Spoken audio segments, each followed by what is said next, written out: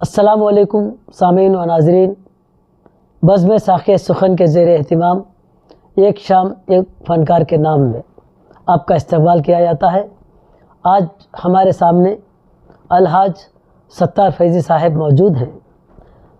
اس interview کا عنوان ہے حج کا سفر نامہ۔ سامعین و ناظرین، عام طور پر بہت سارے لوگ حج کو جاتے ہیں، عمرہ کو جاتے ہیں، منظر دیکھ کر واپس آ جاتے ہیں۔ کسی کی حج قبول ہوتی ہے، کسی کی حج قبول نہیں ہوتی، کسی کا عمرہ قبول ہوتا ہے، کسی کا عمرہ قبول ہوتا ہے، کسی کا عمرہ قبول نہیں ہوتا۔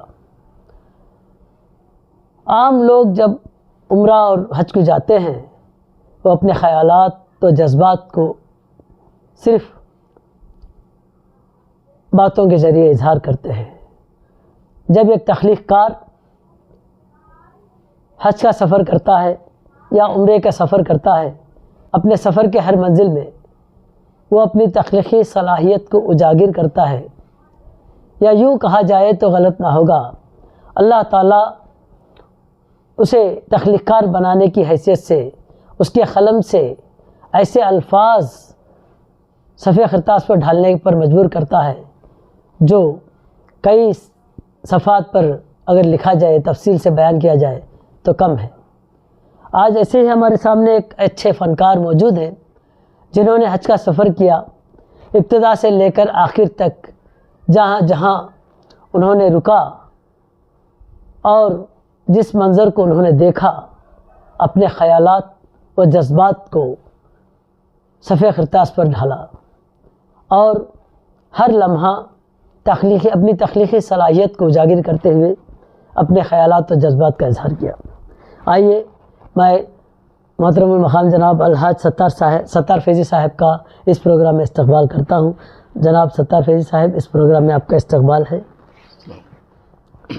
ہمارے سامعین اور ناظرین کو یہ بتائیے، آپ جب حج کا سفر شروع کیے یا شروع کرنے سے پہلے جو تیاریاں ہوئی، اس تعلق سے اگر چند باتیں بتائیں گے تاکہ ہمارے ناظرین و سامعین بھی جب وہ حج کا سفر کریں گے تو اسی طرح سے سفر کی تیاریاں کریں گے، اور آپ کے ذریعے کوئی تخلیق کار آپ کا انٹرویو دیکھے اور وہ بھی اپنی تخلیقات کو آپ کی طرح یا اس کے انداز میں بیان کرنے کی کوشش کریں۔ سب سے پہلے میں رب کائنات کا شکر گزار ہوں جس نے مجھے حج کے لیے انتخاب فرمایا اور وہاں تک پہنچایا، جس کے گھر کی زیارت اور اس کے حبیب پاک صلی اللہ علیہ وسلم کی روضے کی زیارت کرنے کا سنہرا اور بہترین موقع مجھے دیا، جس کا میں لاکھ جو ہے شکر گزارتا ہوں۔ الحمدللہ۔ میں 10 سال قبل ویسے حج کا ارادہ کیا، لیکن وقت آنا تھا، اس کے بعد چند مصروفیات مجبوریاں تھیں۔ گزشتہ نومبر میں عمرے کا ارادہ کیا اور تیاریاں شروع کرنے لگا تو پاسپورٹ میں وقت ہو گیا تھا اور وہ ڈیٹ چینج کرنے کے لیے میں گیا اور پاسپورٹ پھر تیار ہو گیا، اور اتنے میں جو ہے حج کمیٹی کی جانب سے نوٹیفیکیشن آیا، تو میں جو ہے اللہ کا نام لے کر اچھے سچے پکے ارادے سے خلوص کے ساتھ میں جو ہے درخواست دی وہاں، تو مجھے جو ہے میرا سلیکشن ہو گیا۔ میں اور میری اہلیہ دونوں کا انتخاب ہوگا۔ قسطوں میں رقم جو ہے بھرتی کرنے کے بعد تاریخوں کا تعین ہوا اور تیاریاں بھی شروع ہو گئیں۔ یہ خاص بالکل خاص جو ہے اللہ کا فضل و کرم ہے۔ میں نے دیکھا اور سنا بھی کہ رئیس لوگ، مالدار لوگ، دولت مند لوگ استطاعت رکھنے کے باوجود بھی ان کو ہدایت نہیں ہوتی، اور جو ہے غریب سے غریب بھی جب ارادہ کرتا ہے تو حج پہ چلا جاتا ہے۔ واقعی جو ہے یہ اللہ کا بلاوا ہے، کرم ہے، اس کا فضل ہے کہ حج پر جانا یہ جو ہے ہمیں ارادہ کر سکتے ہیں اتنا ہی ہے، لیکن بلانا جو ہے میرے مولا کا کام ہے۔ جب آپ نے سفر شروع کیا، آپ کی کیا کیفیات تھے؟ کیا آپ نے اس وقت کچھ قلم بند کرنے کی کوشش کی؟ میرا شروعات؟ جی میرا تو پہلے سے ارادہ تھا، میں جو ہے وہاں بیٹھ کر اس منظر میں مدینے میں یا پھر مکے میں ہو، میرے کیفیات کو میں ضرور جو ہے نثر کی شکل میں، نظم کی شکل میں، مناجات کی شکل میں، حمد و ثنا کی شکل میں، نعتوں کی شکل میں، اور پھر جو ہے رودات کی شکل میں کچھ نہ کچھ جو ہے میں قلم بند کرنے پر مجبور ہو گیا۔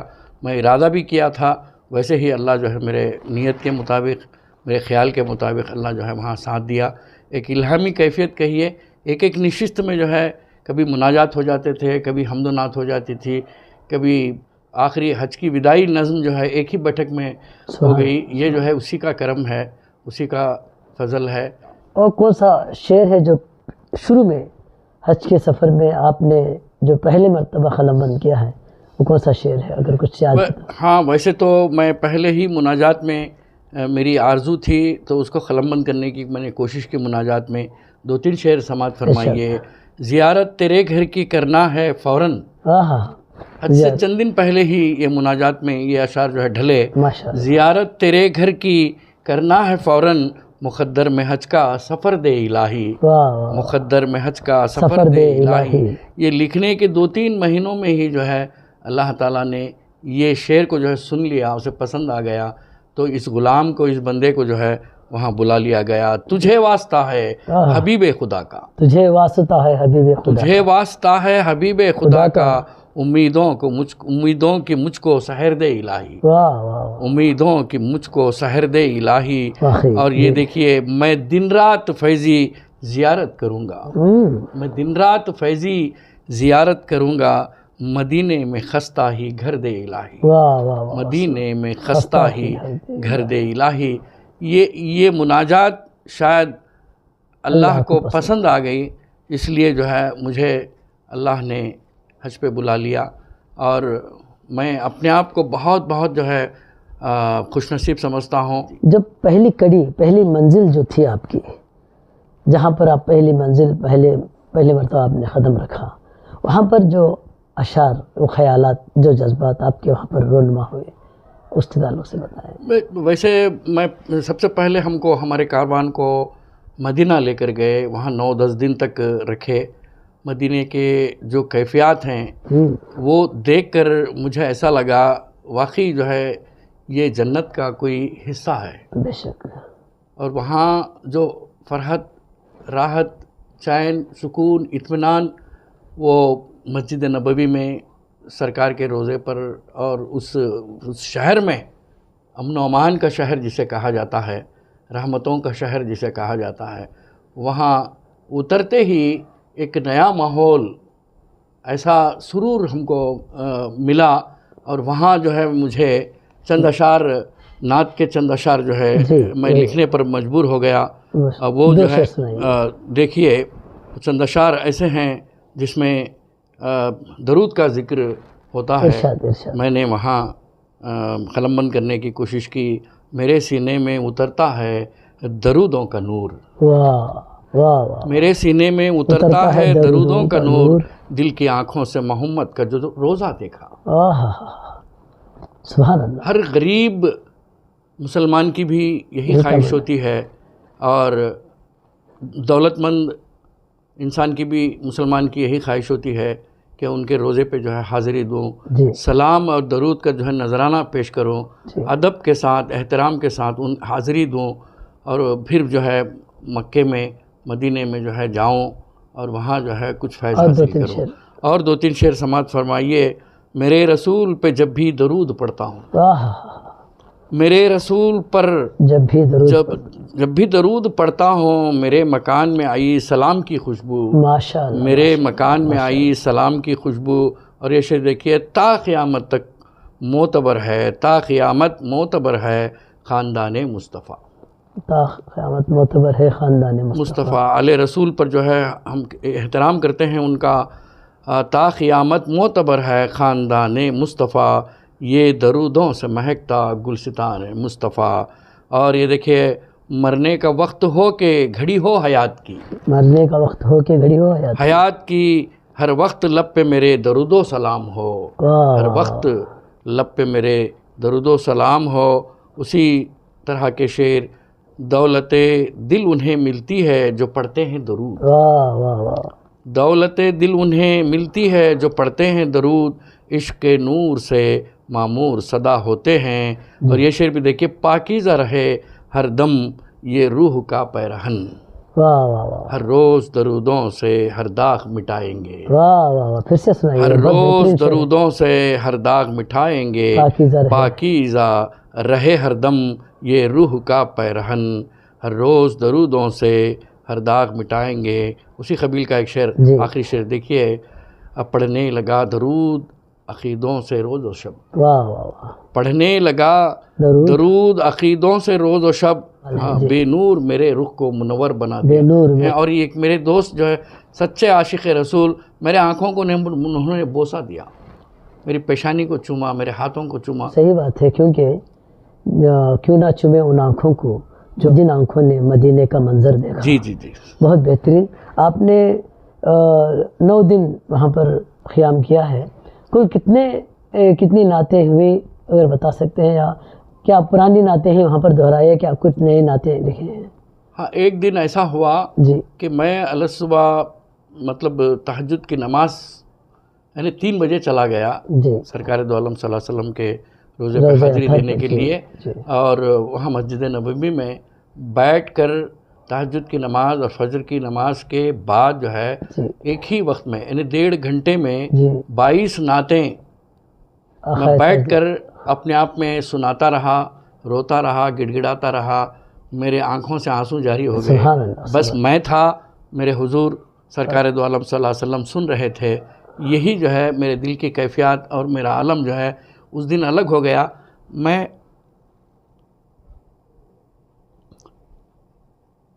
میں اتنا ہلکا ہو گیا کہ گویا کہ میرے گناہ جو ہے معاف ہو گئے. اللہ تعالیٰ قبول فرمائے. جی نعتوں کے صدقے مجھے یقین ہے، میں سمجھتا ہوں میرے نعتوں کے ذریعے سے میری بخشش ہوگی اور اللہ کے رسول کی شفاعت جو ہے میرے ساتھ ہوگی، اور جو ہے وہ جو ہے میری سفارش کریں گے. ویسے کچھ 22 نعتیں جو ہیں وہیں پر لکھے ہیں یا لکھی ہوئی نعتیں؟ لکھی ہوئی نعتیں ہیں. وہاں پر جو ہے صرف جو ہے 4 نعتیں ہوئی ہیں، اور اس کے چند اشعار میں آپ کو سناتا ہوں جو وہاں پر ہوئے ہیں. جی جی. مدینے کی زیارت بھی محمد کی عنایت ہے. واہ واہ واہ. مدینے کی زیارت بھی محمد کی عنایت ہے، کوئی خود ہی نہیں جاتا میرے آقا بلاتے ہیں. واہ واہ واہ. میرے آقا بلاتے ہیں. اور یہ شعر بھی دیکھیے: مولا میری اڑان کو ایسا کمال دے. واہ واہ واہ. مولا میری اڑان کو ایسا کمال دے، مکے میں صبح میری مدینے میں شام ہو. مدینے میں شام ہو، فیضی نبی کی نسبت چمکی ہے تیری قسمت. واہ واہ. مجھے ناز ہے، فخر ہے، ورنہ جو ہے ستار کون ہے، ستار فیضی کون ہے. میرے نعتوں کے ذریعے سے ہی میں عام ہوا ہوں، اور اتنی شہرت ملی کہ میں جو ہے اللہ کا اور حبیب پاک کا شکر گزار رہا ہوں. میں یہاں پر تھوڑی سی تبدیلی کروں گا کہ آپ عام نہیں، آپ خاص الخاص ہوئے ہیں. جی جی. فیضی نبی کی نسبت چمکی ہے تیری قسمت، رکے نہ تیری خدمت ہو یا کہ عظمت. واہ واہ واہ. ایک شعر اور شعر دیکھیے: آج فیضی نعت کی نسبت سے عزت پا گئے، ان کا صدقہ ہم بنے ہیں مدح خان مصطفیٰ. اور یہ شعر آخری شعر دیکھیے: میرے سرکار کی بے شک محبت سب سے اچھی ہے. سبحان اللہ. خدا تک لے کے جاتی ہے، خدا تک لے کے جاتی ہے، یہ نسبت سب سے اچھی ہے. واہ واہ واہ. ہر منزل میں آپ کو کچھ نہ کچھ نئے خیالات ابھرتے گئے، آپ لکھتے گئے. اب یہ بتائیے کہ جب شاعر کوئی نعت تخلیق کرتا ہے، وہ تخیلات کی پرواز میں مدینے تک پہنچتا ہے. ہر کوئی بغیر تخیلات کی پرواز سے مدینے اور مکہ تک نہ پہنچے، اس کی شاعری میں اثر نہیں پائی جاتی. یہ میرا ماننا ہے. صحیح بات ہے. تو آپ نے ہو روبرو روضہ اطہر کو دیکھا ہے، حضور اکرم صلی اللہ علیہ وسلم کی زیارت کی ہے، تو آپ کے اندر وہ جو کیفیت طاری ہوگی، وہ جو کیفیت میں جو اشعار ڈھلے ہیں، اس کا رنگ ہی الگ ہے. آپ کیا محسوس کرتے ہیں کہ جب یہاں پر شاعر بیٹھ کر مدینے کا تصور کرتا ہے اور لکھتا ہے، حضور کا تصور کرتا ہے، لکھتا ہے، جب روبرو ہوتا ہے تو اس کی کیفیت کیا ہوتی ہے؟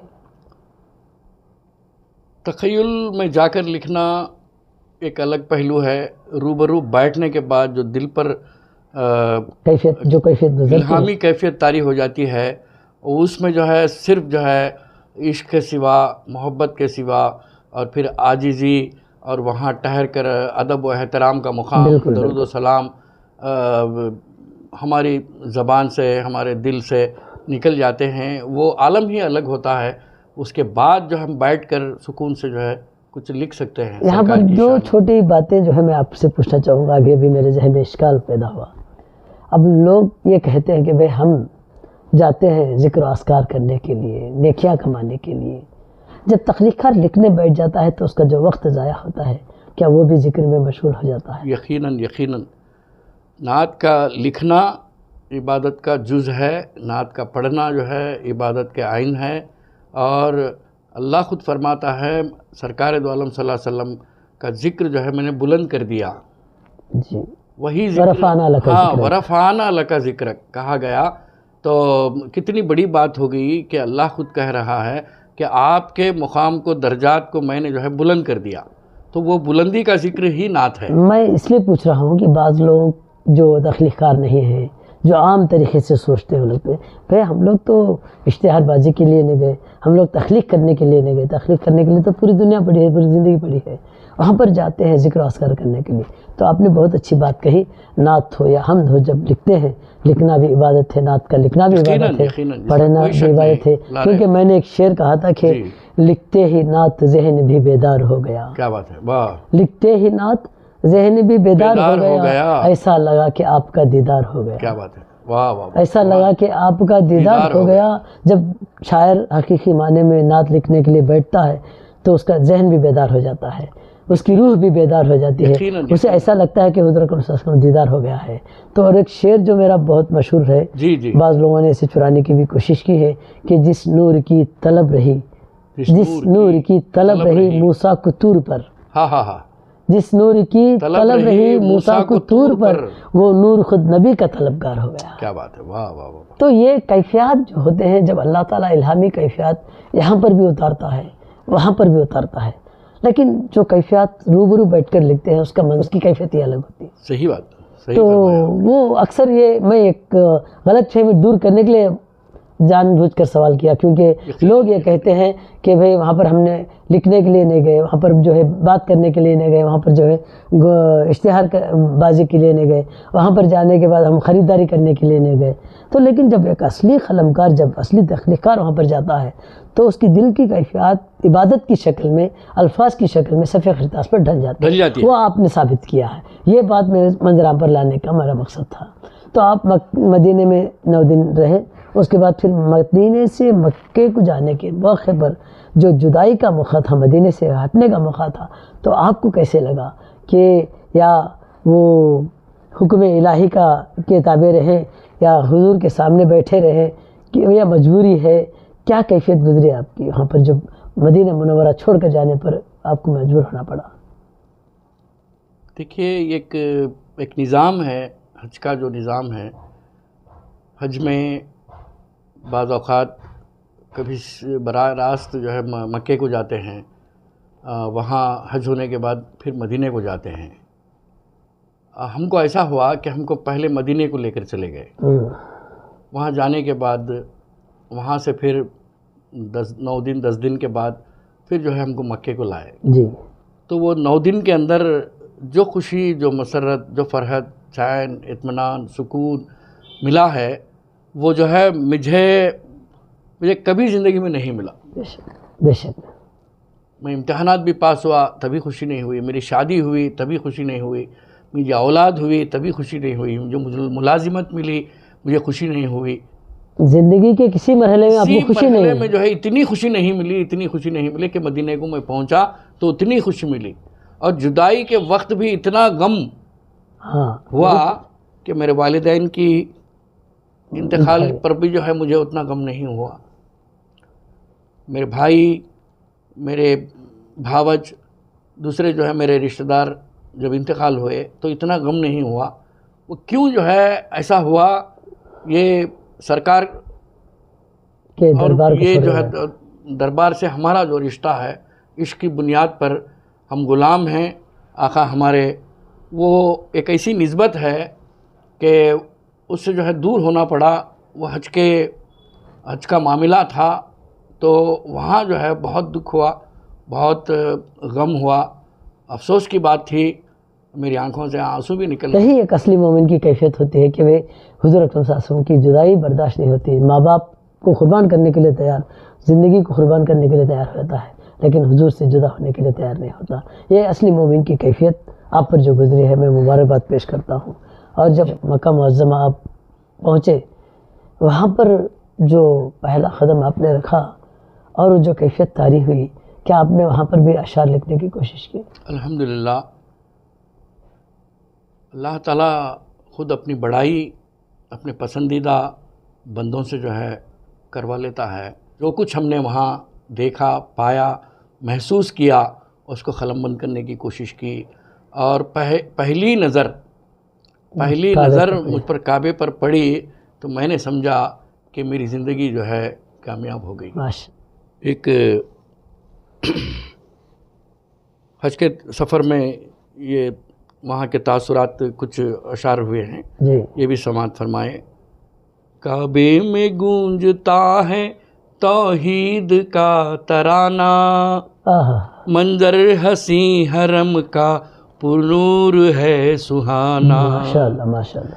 حجاج کی زباں پر ہے ورد نام تیرا، چلتا ہے ذکر دل میں ہر صبح و شام تیرا، کعبے میں گونجتا ہے توحید کا ترانہ، منظر حسین حرم کا پرنور ہے سہانا، طواف میں لگے ہیں بندے تیرے فرشتے، آقا غلام کے ہیں کیسے اٹوٹ رشتے، سبحان اللہ۔ اپنے گناہ سارے تو ہی معاف کرنا، دنیا کی ہے کثافت اس دل کو صاف کرنا، سامان ہو بخششوں کا مجھ کو نجات دے دے، ہر روز و شب عبادت لمبی حیات دے دے، سب حاجیوں کے حج کو مولا قبول کرنا، تیری ہی رحمتوں کو ہم پر نزول کرنا، عرفات کو دکھایا مروہ صفا سعی بھی، ہے شکریہ خدایا، طواف بھی رمی بھی، دیدار حجر اسود زمزم کو بھی پلایا، حج کامیاب کر کے جلوہ تیرا دکھایا، مقتے پر پہنچا ہوں، فیضی پہ بھی تیرا ہی صد شکر ہے خدایا، روزہ حضور کا بھی آنکھوں کو تو دکھایا، روزہ حضور کا بھی آنکھوں کو تو دکھایا۔ مکہ معظمہ میں کتنے دن قیام کیا آپ نے؟ ہمارا جو ہے جملہ ہم لوگ 45 دن کا ہمارا حج کا سفر رہا، 10 دن مدینے میں، 9-10 دن مدینے میں تھے، اور اس کے باقیہ دن جو ہیں پورے جو ہے مکے میں گزرے۔ زمزم کی نظم لکھنے کی کوشش کی بچوں کے لیے، زمزم پر، تو یہ دیکھیے، میرے رب کا ایک تحفہ آب زمزم کا ہے چشمہ، آج تک ہے اس کا خطرہ، ہے لذیذ و میٹھا میٹھا، کر دے مولا تا قیامت ہو یہ محفوظ و سلامت، ایک زمانے سے ہے جاری، خوش نصیبی ہے ہماری، آب زمزم یہ ایک خطرہ بھی نہیں کم۔ برسوں سے کئی حاجی جو ہے کئی حاجی جو ہے پیتے ہیں، ساتھ میں لاتے ہیں، دوسروں کو جو ہے پلاتے ہیں، آج بھی جو ہے ایک خطرہ کم نہیں ہوا۔ یہ خدا کا کرشمہ، یہ اللہ کا کرشمہ نہیں تو اور کیا ہے۔ اور اس میں جو ہے اس کی آج بھی سائنٹسٹ جو ہے اس کی تحقیق کر رہے ہیں کہ ان کے پلے کی ذہنوں کی بات نہیں ہے، یہ ایک خطرہ بھی نہیں کم، آج تک بھی ہے ابلتا، بے تحاشا ہے نکلتا، ایک نعمت ایک قوت، اس میں مضمر ہے شفاعت، واہ واہ، اس میں مضمر ہے شفاعت، تندرستی اور راحت ہے بدولت اس کی صحت، یہ قلم جو لکھ رہا ہے حاجرہ کی ایک صدا ہے، واہ واہ، قصہ اسماعیل کا ہے شہر مکے میں ہوا ہے، واہ واہ، حاجرہ کا نیک بیٹا تھا زمین پر پیاسا لیٹا، واہ تھا زمین پر پیاسا لیٹا، اس طرف بے چین ماں اس طرف معصوم جاں، آنکھ ان کی غم سے تر تھی، ماں کی ممتا زور پر تھی، ایڑیاں وہ خوب رگڑے، جوش قدرت کیوں نہ آئے، جوش قدرت کیوں نہ آئے، یہ کرشمہ ہے خدا کا، واہ واہ، اس ادا پر وہ فدا تھا، زیر صحرا آب ٹہرا، مثل فوا راجو نکلا، آج تک ہے فیض جاری، رب نے برکت اس میں ڈالی، حاجیوں نے قدر کی ہے، لمبی اپنی عمر جی ہے۔ اور کہا جاتا ہے کہ جو زمزم پیتے ہیں ان کی عمر جو ہے لمبی ہو جاتی ہے، ان کی حیات میں اضافہ ہو جاتا ہے مقدس چیز ایسی، احتراماً پی لو فیضی۔ واہ واہ، طواف کے بعد کہا جاتا ہے کہ طواف اور سعی کے بعد، صفا و مروہ کے سعی کے بعد جو ہے زمزم پیا کرو، تو حاجی لوگ زمزم پیتے ہیں، اتنی احترام کے ساتھ، ادب و احترام کے ساتھ پیتے ہیں، تندرست اور توانا ہو جاتے ہیں۔ یہ زندہ کرشمہ ہے، بے شک، ایک زندہ کرامت ہے کہ وہاں زمزم پینے کے بعد آدمی بیمار بھی اگر ہے تو وہ تندرست ہو جاتا بے ہے، شک، توانائی حاصل ہو جاتی ہے غیب سے۔ یہ آپ نے آب زمزم کے تعلق سے بہت بہترین نظم لکھی آپ نے، ماشاءاللہ۔ اللہ تعالیٰ، میں امید کرتا ہوں کہ اللہ تعالیٰ آپ کی تخلیقات کو یہ نجات کا ذریعہ بنائے۔ اور دوسری بات یہ ہے کہ آخری سوال، میں اپنے سوال کے بعد انٹرویو ختم کرنا چاہتا ہوں، سوال یہ ہے کہ جب لوگ جاتے ہیں جی، اور بعض لوگ جو تخلیق کار ہیں قلم بند کرتے ہیں، تو بعض لوگوں کا کہنا یہ ہے کہ اشتہار بازی میں تصاویر کو ڈال کر یہ کیا بولتے ہیں دکھاوا کرتے ہیں، یہ کہاں تک سچ ہے؟ کہ کیا یہ اپنے عقیدت کو پیش کرنے کے لیے میڈیا کو ذریعہ بناتے ہیں، یا اس میں ریا کی خوشبو جھلکتی ہے؟ یہ لوگوں کی جو بدگمانیاں ہیں اسے دور کرنے کے لیے آپ کیا کہیں گے؟ میں یہ کہوں گا کہ میڈیا کو استعمال کرنے کا جو طریقہ ہے، اچھی چیزوں کو پھیلانا، جی، اچھی چیزوں کو پھیلانے سے لوگوں کو ترغیب ملتی ہے کہ لوگ کعبہ نہیں دیکھے تو میں کعبہ کی تصویر اگر لے رہا ہوں، وہاں رک کر جی، لوگوں کو شیئر کر رہا ہوں تو ان کو دیکھنے کا موقع ملے گا۔ کعبے کو دیکھنا، کعبے کی تصویر کو دیکھنا بھی میرے پاس میری عقیدت ہے کہ اسے ثواب ملے گا۔ نہیں، وہ تو ملے گا، میڈیا میں تو یوٹیوب میں کہیں بھی آپ کو کعبے کی تصویر مل جاتی ہے۔ ہاں، جب لوگ کھڑ کر ٹہرتے ہیں، سیلفی نکال کر بھیجتے ہیں، تو اس چیز کو کیا کہیں گے؟ ریاکاری کہیں گے یا عقیدت کہیں گے، یا اپنا یہ میڈیا کو صحیح استعمال کرنے کا الگ ذریعہ کہیں گے؟ یہ اپنی عقیدت و محبت بھی ہے، اور میڈیا میں تاکہ دنیا پوری دیکھے کہ یہاں حج کے موقع پر کتنے لوگ ہیں، اور وہاں شرکت کرنا، اور ان کی زبان سے جو ہے دعا نکلتی ہے کہ میرے دوست کو، ماں کہے گی میرے بیٹے کو حج نصیب کیا، اللہ تعالیٰ نے دوسری بات کیا ہے، میرا خیال ہے کہ لوگ دعاؤں کی درخواست بھی بھیجتے ہیں کہ بھائی فیضی صاحب ہمارے لیے بھی دعا کیجیے، یہ بھی تو ایک ذریعہ ہو سکتا ہے۔ باقاعدگی کے ساتھ جو دوست احباب ہیں، رشتہ دار ہیں، وہاں اتنے دن رکنے کے بعد میں نے کیا کیا، میں اپنے سیل میں جو حضرات مجھے وائس میسیج رکھے، مجھے گزارش کرے اور پھر ٹائپ کرے، وہ ان کے نام جو ہے میں نے درج کر لیے۔ ایک ایک وقت جاتا تو 15-20 لوگوں کی جو ہے ان کے حاجات، ان کی جو ہے ان کے مسائل تو میں کعبے کے سامنے پیش کرتا۔ کئی لوگ ایسے ہیں جن کی شادیاں نہیں ہوئیں، کئی لوگ ایسے ہیں جن کی ملازمتیں نہیں ہوئیں، کئی لوگ ایسے ہیں جن کو اولاد نہیں ہوئی، ان کے نام لکھ کر جو ہے میں وہاں سرکار کے سامنے پیش کیا، اور کعبے کے سامنے میں نے پیش کیا۔ یہ چیز جو ہے، یہ درخواست پہنچانا بھی جو ہے ایک ثواب کا کام ہے۔ یہ اللہ جب سنتا ہے تو کبھی نہ کبھی جو ہے وہ جو ہے نہیں، وہ ایکچوئل سے کیا ہے، اب ساری چیزوں کا مسئلہ، سارے مسائل کا حل ایک ہے انما الاعمال بالنیات۔ بنیاد آدمی جو کام کرتا ہے اس کی نیت پر دار و مدار ہے کہ وہ کس نیت سے یہ تصاویر پیش کیا ہے، کس نسبت سے یہ میڈیا پر ڈالا ہے۔ تو یہ جو نیت ہے ہماری، اس نیت کو اللہ تعالیٰ دیکھتا ہے، پرکھتا ہے۔ یقیناً تو اور اس کے بعد وہ دیکھتا ہے کہ یہ ریاکاری کے لیے تصاویر ڈالا ہے، کیا اپنی شان و شوکت کے لیے ڈالا ہے، یا اپنی اشتہار بازی کے لیے ڈالا ہے، یا لوگوں کی بھلائی کے ڈالا ہے۔ تو سارے مسائل کا حل ایک ہی ہے کہ بھئی انما الاعمال بالنیات۔ میں یہ میڈیا کے ذریعے یہ بات پہنچانا چاہتا ہوں، کیونکہ لوگوں میں جو بدگمانیاں پھیلی ہوئی ہوتی ہیں کہ شیطان ان کو بہکاتا ہے، دیکھو یہ اشتہار بازی کر رہا ہے، دیکھو یہ ریاکاری کر رہا ہے۔ یہ سوچ نہیں، ان کی سوچ نہیں ہوتی کہ شیطان بہکانے کا جو ذریعہ بناتا ہے۔ تو یہ شیطان مردود کو دور کرنے کے لیے میں یہ پیغام آپ کے ذریعے یہ سوال کرنے کا یہی مقصد تھا کہ لوگوں کے دلوں میں یہ جو بدگمانیاں ہیں وہ دور ہو جائے۔ یہی مقصد میرا تھا۔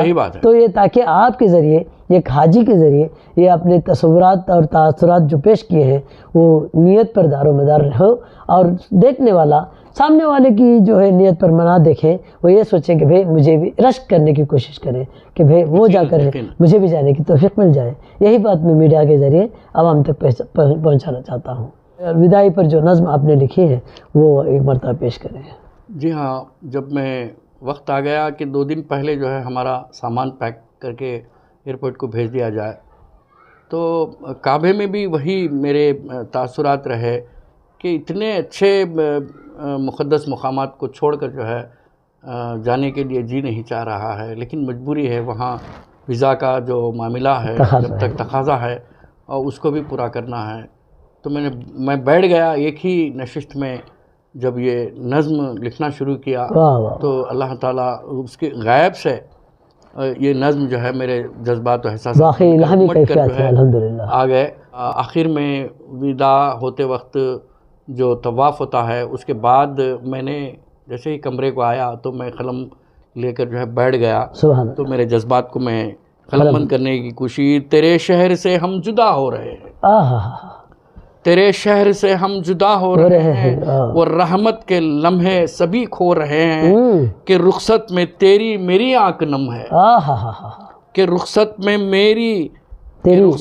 تیری میری آنکھ نم ہے، میرے ساتھ خوشیاں میرے ساتھ غم ہیں، عقیدت سے تیری زیارت ہوئی ہے، میرے جسم و جان کو سعادت ملی ہے، تیرا شکر مولا تیری مہربانی، تیرا شکر مولا تیری مہربانی، بھلاؤں میں کیسے گھڑی وہ سہانی، کہ مکہ مدینہ ہمیں بھی دکھایا، وہ آداب حج کے ہمیں بھی سکھایا، کعبے کا منظر نگاہوں میں میرے، کہ جلوے دکھائے ہنسی خوب تیرے گھر بلایا، وہ زمزم پلایا، کہ حج پر بلا کر مقدر جگایا۔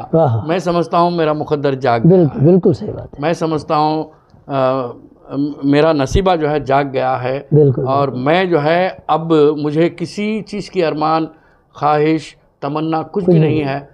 میرا سب سے بڑا ارمان، سب سے بڑی خواہش، تمنا تھی، وہ حج تھا، حج کا سفر تھا، مکہ اور مدینہ کو جو ہے دیکھنے کی جو خواہش تھی وہ پوری ہو گئی۔ اب کوئی خواہش جو ہے ایسی بچی نہیں کہ میں جو ہے پھر اس خواہش کے پیچھے جو ہے دوڑوں۔ کرم تیرا ہے مجھ کو حاجی بنایا، خطا کار کو بھی نمازی بنایا، خضوع سے عبادت ہوئی تھی، کہ قرآن کی بھی تلاوت ہوئی تھی، گناہوں کو میرے مٹایا ہے تو نے۔ مجھے یقین ہے میرا اللہ، میرا رب العالمین میرے گناہوں کو مٹانے کا وعدہ کیا ہے، وہ جو ہے میرے گناہوں کو مٹایا، گناہوں کو میرے مٹایا ہے تو نے، میں بکھرا ہوا تھا سجایا ہے تو نے، میں بکھرا ہوا تھا سجایا ہے تو نے۔ اور یہ دیکھیں آخری شعر، خدا اور بندے جہاں پر ملے تھے، خدا اور بندے جہاں پر ملے تھے، میرے سنگ فیضی فرشتے چلے تھے۔ جہاں فرشتوں کا نزول ہوتا ہے ویسی جگہ ہم لوگ جا کر آئے ہیں، وہاں جا کر آئے ہیں۔ آپ لوگ دعا کیجئے، ہمارا حج جو ہے قبول فرمائے اللہ تعالیٰ، اور ہم کو نیک راستے پر چلائے، تا دم حیات اسلام کا پرچم جو ہے بلند کرنے کے لیے، ہماری نئی نسل کو دین سے جوڑنے کے لیے ہم کوشش کریں، ہماری تخلیقات بھی ویسے ہی جو ہے ہوتی رہے۔ میں بہت بہت شکر گزار ہوں ڈاکٹر امام قاسم صاحب کا، بزم اردو ساقی سخن رائے چوٹی کا، جنہوں نے یہ چینل میں میرا انٹرویو کیا اور مجھے کچھ کہنے کی سعادت حاصل ہوئی. میں بہت شکر گزار ہوں. السلام علیکم. بہت بہت شکریہ.